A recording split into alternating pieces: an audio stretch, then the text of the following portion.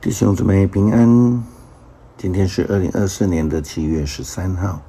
今天的经文是诗篇85篇第8节到13节，阿摩司书第4章第6节到13节，路加福音第1章57节到80节。今天要跟大家分享的主题是先知。先知在旧约圣经里面是一个非常重要的职务，他们是上帝在众人当中非常仔细挑选的仆人。先知之职并不是如同想象那么的容易哈。圣经告诉我们，他们要成为上帝的口，如同上帝也挑选了亚伦他成为摩西的先知一样。先知必须要一五一十的宣讲上帝的话语。许多现代灵恩追求者非常喜欢封人为先知，或是自封为先知。曾经有人告诉我说，牧师，我跟你讲某某牧师跟我说我非常有先知性。这句话其实我实在是听不太懂。先知不是应该要有上帝的眼光，能够看见一般人所看不见的 vision， 我们说的意象。他们不是应该要能够听见一般人所听不见的，然后要照实的宣讲。阿摩司书第4章第6节到13节，经文这样子跟我们讲：是的，我把饥荒降到你们的城里，使你们绝粮的，可是你们还不归向我。在你们的农作物最需要雨水的时候，我不降雨；我在这城下雨，在那城不下雨。我使这一家田地有雨，使那一家田地枯干。有2、3座的居民口渴的软弱无力，到附近的城市讨水喝，但也无法解渴。可是你们仍然不归向我。我送一阵热风烧焦了你们的五谷，我差派蝗虫吃尽了你们的蔬菜、葡萄、橄榄和无花果，可是你们仍然不归向我。我将瘟疫在你们当中，就像从前降给埃及人一样。我在战场上杀死你们的青年，抢走你们的马匹，好使你们满鼻子嗅到营中死尸的臭味，可是你们仍然不归向我。上主这样说：我消灭了你们当中的一些人，正如我毁灭所多玛和蛾摩拉一样。你们这些劫后余生的人，正像是从火堆捡出来的一根柴，可是你们仍然不归向我。所以以色列人啊，我要处罚你们，正因为我要对付你们。你们快准备好向我交账吧。上帝造山也造风，把自己的旨意告诉人。他转白昼为黑夜，统御治理普天下。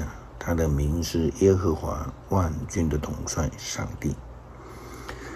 先知因为要忠于上帝的命令，所以呢，通常所说的话并不是人民喜欢听的，所谓的忠言逆耳。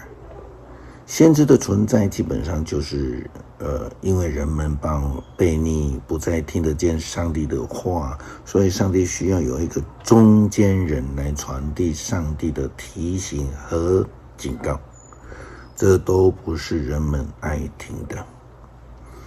先知除了上帝特别拣选的仆人之外，他绝不是一个只想宣讲有钻石会掉下来啊，或者是说只要敢求上帝就敢给啊。甚至牧师曾经听说有人把一些错误的信息传给基督徒说，你们不蒙福啊，就是因为你们不敢求啊。路加福音第1章57节到80节记载了施洗约翰的出生、受呼召以及他将来的服事。我们若从施洗约翰的服事者而且他的一生的故事，我们就知道先知真的是不容易啊，也不是随便的。所以呢，千万不要自封为先知，也不要太高兴人家称呼你先知，因为只要成为上帝的先知，就很容易被排斥、讨厌。就像前面阿摩司书的内容讲一样，也要预备心，要为主而牺牲自己。